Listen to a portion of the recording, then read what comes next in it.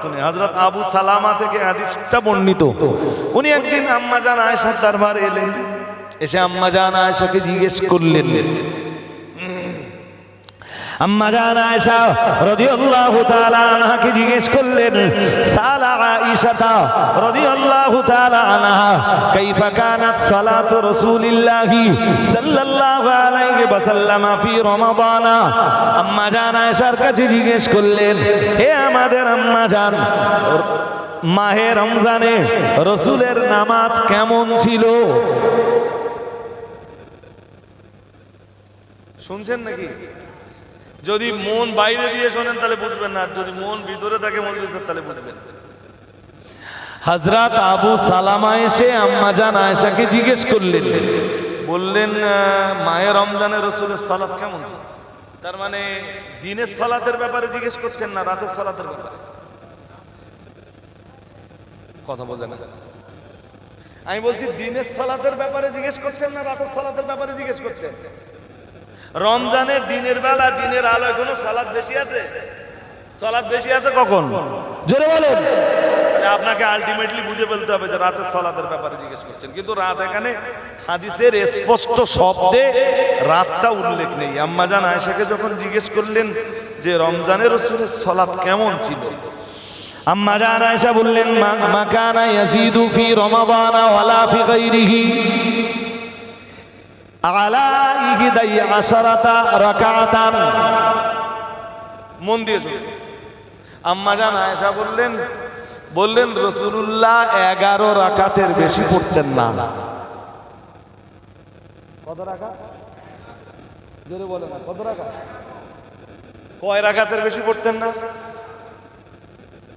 মাকানা ইয়াজিদু ফি রমাদান ওয়ালা ফি গায়রিহি, রমজানে এবং রমজানের বাইরে রাসূলুল্লাহ 11 রাকাতের বেশি এখনো মাথায় যায় না। আমার আর একবার বলতে হবে, রমজানে এবং রমজানের বাইরে, রমজানে এবং রমজানের, তাহলে 1 মাস হলো না 12 মাস হলো? আম্মা আয়েশা জবাবে যদি বলতেন রাসূলুল্লাহ রমজান মাসের রাতে 11 রাকাতের বেশি পড়তেন না, তাহলে তারাবি হতো 8 রাকাত আর বেতের হতো 3 রাকাত। 8 3 এখনো বোঝেননি? আম্মা জান আয়েশা বললেন রাসূলুল্লাহ রাত্রে বেলায় 11 রাকাতের বেশি পড়তেন না রমজানে এবং রমজানের বাইরে। তার মানে 12 মাস, 12 মাসই রাসূলুল্লাহ 11 রাকাতের বেশি আদায় করতেন।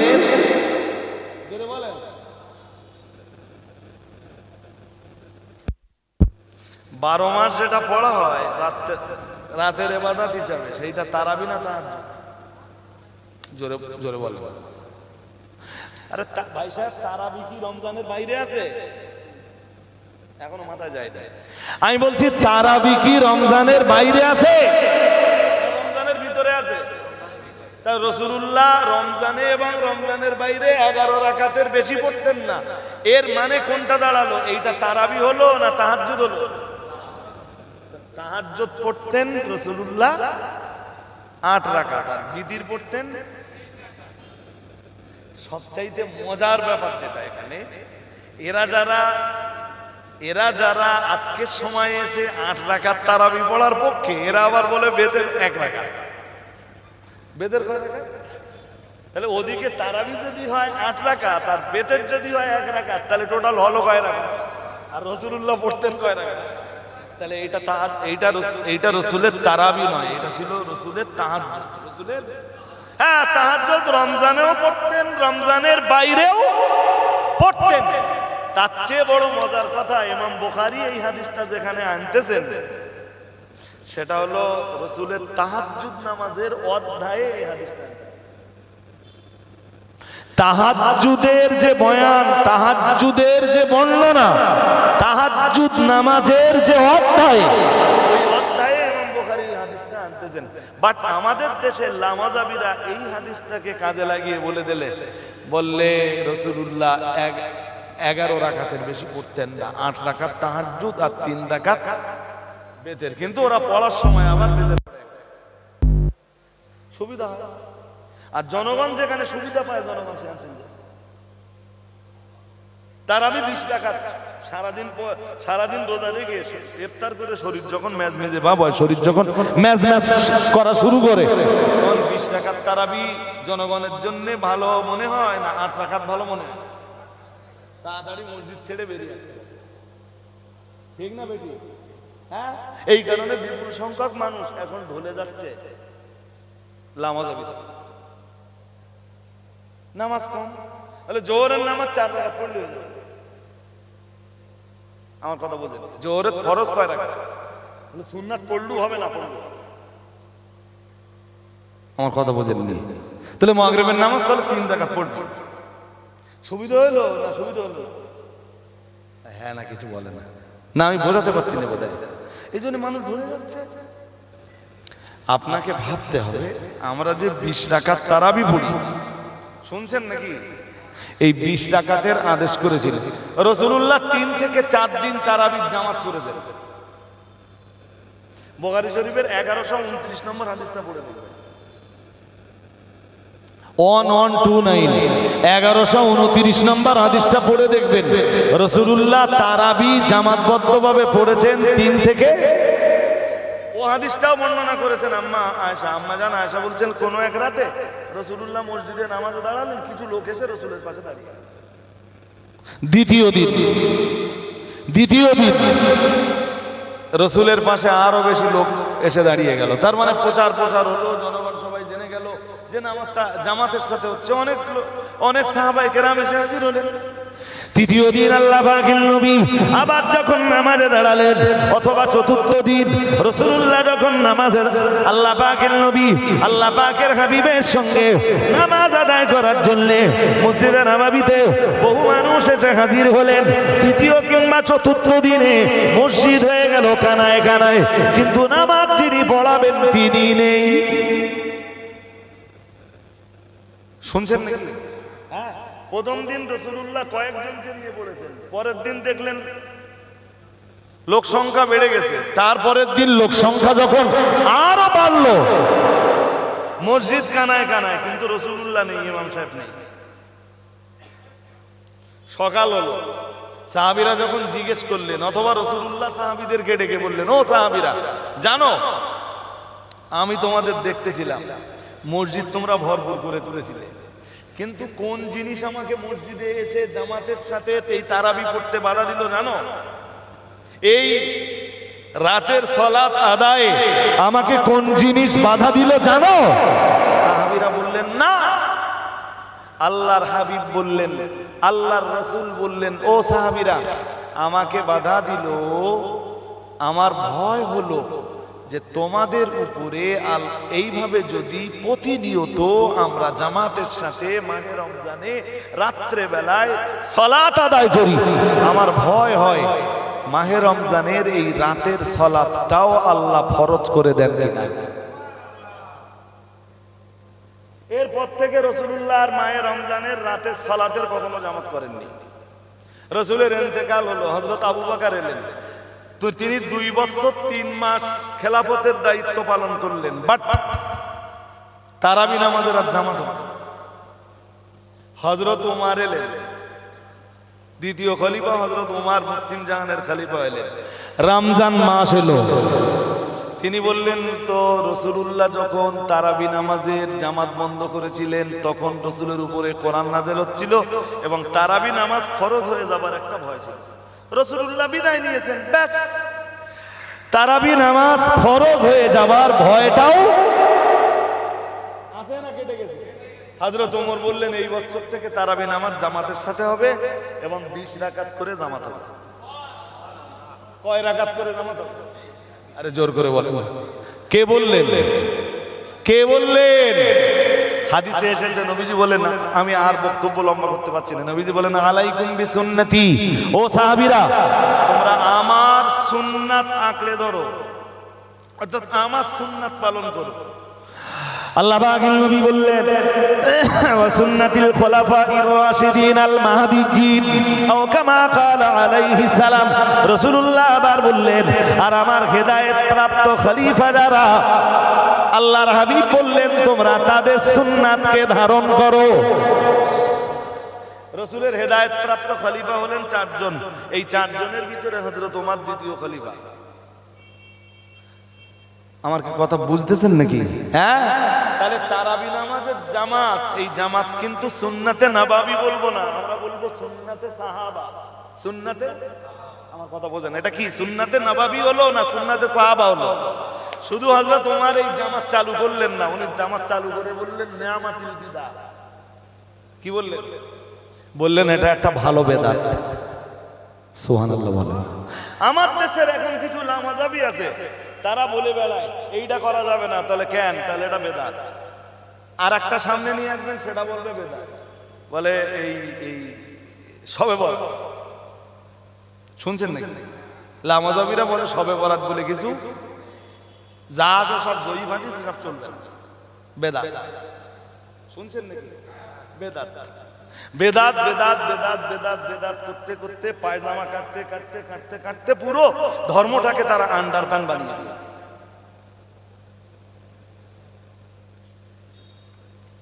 আমার কথা কি রাগ করলেন নাকি? হ্যাঁ হাজরিনে মজলিস, আমি বক্তব্যের প্রাসঙ্গিকতা আর বাড়বো না, দেখতে দেখতে 11:05 হয়েছে। শুনুন শেষ কথাটা বলি, এটা মাদ্রাসা কেন্দ্রিক বাৎসরিক ইসালের সওয়াব। সিনিয়র মাদ্রাসাগুলো গভর্নমেন্ট প্রচুর টাকা দেয়, খারিজি মাদ্রাসাগুলোতে গভর্নমেন্টের টাকা আসে না। খুচরো যা টাকা পয়সা আপনারা দেবেন আমি সেগুলো পরে নেবো। আমার এক ভাই সাহেব 3 কোরআন শরীফ দিয়েছেন, আল্লাহ কবুল করেন। এটা কি গোপন? হ্যাঁ, কে দিয়েছে সেটা গোপন, দেখানো যাবে তো, সমস্যা নেই। কি বলে নাক চাবি বলে রে, কি বলে? এসব গল্প শুনলি মনে করবেন তোকে আবার জেলো কোথাও বিয়ে সাথে করবে। এখন শোনার নাম তো খুব। তো কোনো এক মা তার একটা নাকের পাঠিয়েছে, এই ছেলেরা উঠলে হবে না তো বন্ধু, এই যে এতক্ষণ অজ করলো, এবার আমি 10 মিনিট, বেশি না 10 মিনিট কালেকশন করবো। তাও এখন আমি স্টেজ থেকে নেমে ফোন করছি। হ্যাঁ ওয়ালাইকুম আসসালাম, আমি স্টেজ থেকে নেমে ফোন করছি।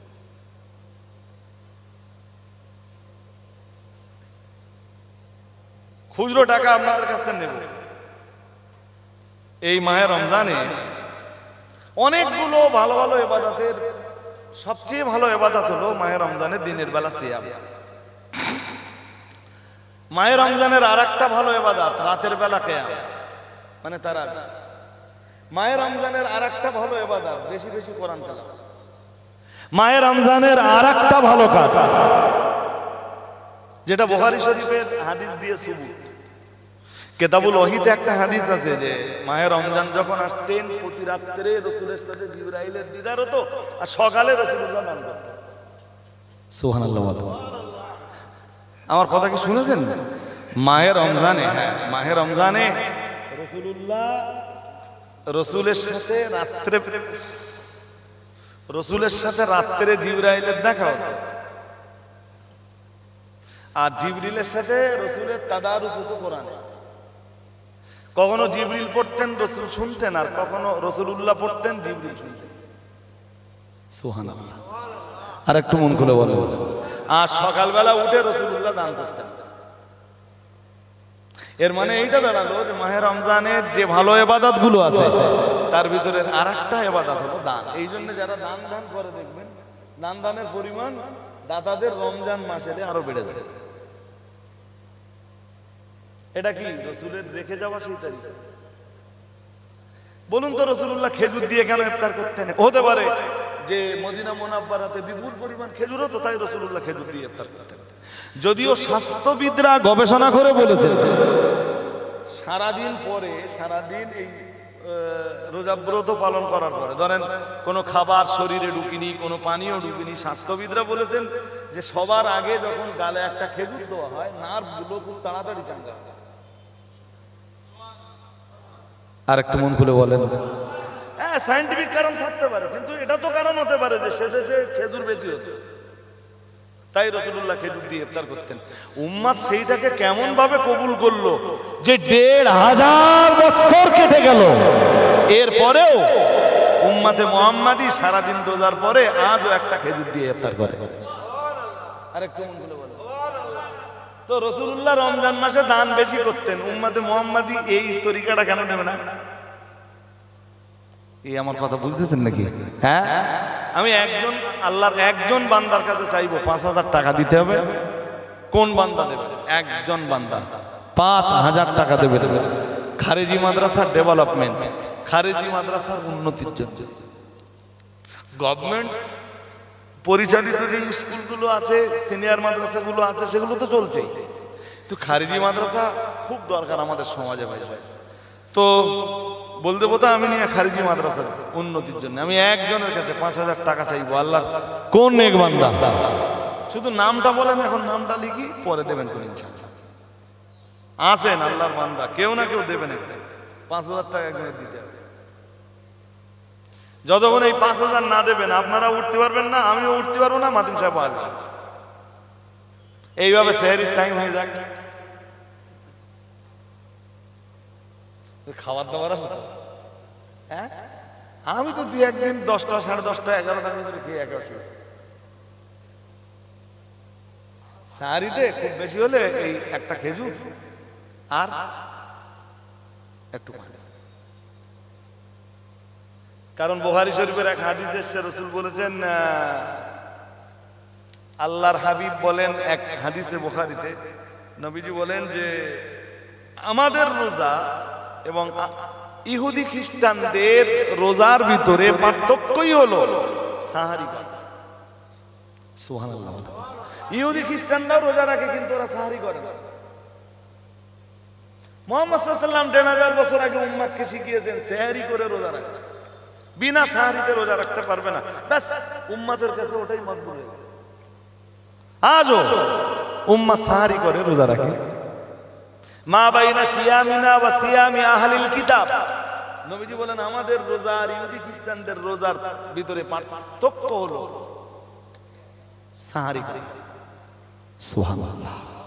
আরেকটু আর এক হাদিসে এসেছে, নবীজি বলেন তাসাহারু, তোমরা সাহারি করো, কারণ সাহারির ভিতরে জানো সাহাবীরা আল্লাহ অজস্র কল্যাণ লুকিয়ে রেখেছেন।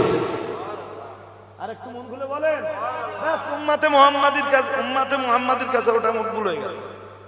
উম্মতে মুহাম্মাদি ওটা মেনে নিল যে আমরা সেহরি করেই রোজা। তা রাসূলুল্লাহ তো বেশি বেশি দান করতেন। রাসূলের এই হাদিসটার মর্যাদা দেওয়ার জন্য আল্লাহর কোন বান্দা রয়েছেন? আমি একজন বান্দার কাছে চাইছি ৫,০০০ টাকা দেন।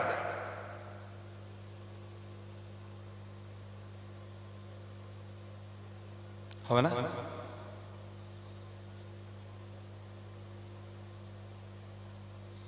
৫,০০০ একজনের দিতে হবে। কোন নেক বান্দা আছেন আল্লাহ? ৫,০০০ টাকা দেবে। কে দেবে? হবে, আমার বিশ্বাস হবে। ততক্ষণে ১,০০০ টাকা করে ১০ জনের কাছ থেকে ১,০০০ টাকা করে বলেন। উঠলে হবে না, এখন এতক্ষণ শুনেছেন। এবং আমি হয়তো খুব লম্বা সময় ধরে ওয়াজ করি, কিন্তু বার্তা কথা বলি, ফালতু কথা বলি, একটাও বলি না। ১,০০০ টাকা করে হাত তোলেন, ১,০০০ করে ১০ জনকে দিতে হবে, ১,০০০ টাকা করে দেবেন মাদ্রাসার উন্নতি, মাদ্রাসার ডেভেলপমেন্ট। আমার এই ভাই নগদ ১০০ টাকা দিয়েছেন, আল্লাহ কবুল করুন। এক মা এটা নাকে দিয়েছেন, যে উদ্দেশ্যে দিয়েছেন আল্লাহ তিনি বেঁচে থাকলে তার হায়াত কিসমত দারাজ করুন। আর যদি তিনি কোনো মারহুমা মা হয়ে থাকেন, আল্লাহ তার কবরকে আপনি রাউদাতুন মিন রিয়াদিল জান্নাহ বানিয়ে দেন। বলেন আমিন। বলেন না, হয়ে গেছে? দেখেছেন, একজন গোপনে এসে বলেছেন ৫,০০০ টাকা দেবেন। নারা তাকবীর। আর একটু জোর করে বলেন না, নারা তাকবীর। সিলসিলায়ে মুজাদ্দিদুজ জামান, নারা তাকবীর, নারা তাকবীর। গোপন দাতা বলুন জিন্দাবাদ, বলুন না জিন্দাবাদ। ৫,০০০ টাকা বলুন মারহাবা। বলুন না মারহাবা। তার আব্বা অসুস্থ, আমার আলহামদুলিল্লাহ আমি সুস্থ আছি। এবং আমার কেউ যখন জিজ্ঞেস করে, আমি তো এমনি কন্টিনিউ কোনো ওষুধ খাই না। হ্যাঁ একটু জ্বরটার হলো, তাও ওষুধ না খেলে নয়, তাই সুস্থ আছে। আর খাওয়া দাওয়া অধিকাংশ সময় কন্ট্রোল, ভালো আছে আপনাদের দোয়ায়। তো আমার সুস্থতার দোয়া আছে, উনি 5,000 টাকা দেবেন, আপনারা একটু দোয়া করেন, বলেন আমিন, বলেন না আমিন। আর আমি আপনাদের সকলের সার্বিক সুস্থতার জন্য দোয়া চাইছি। আল্লাহ আপনাদের সবাইকে শেফায়ে কামেলা কুল্লিয়া আজেলা দান করুন, বলুন আমিন, বলেন না আমিন। আল্লাহ আপনার যে বান্দা 5,000 টাকা দেওয়ার ওয়াদা করেছেন, আপনি গোপনে গোপনে তার জিন্দেগির গুনাহকে মাফ করে দেন, বলুন না আমিন। মদিনা মুনাওয়ারা থেকে আপনার রাসূলের রূহানি নেক দোয়া তার নসিবে মকবুল করুন, বলুন আমিন। নারা তাকবীর, নারা তাকবীর।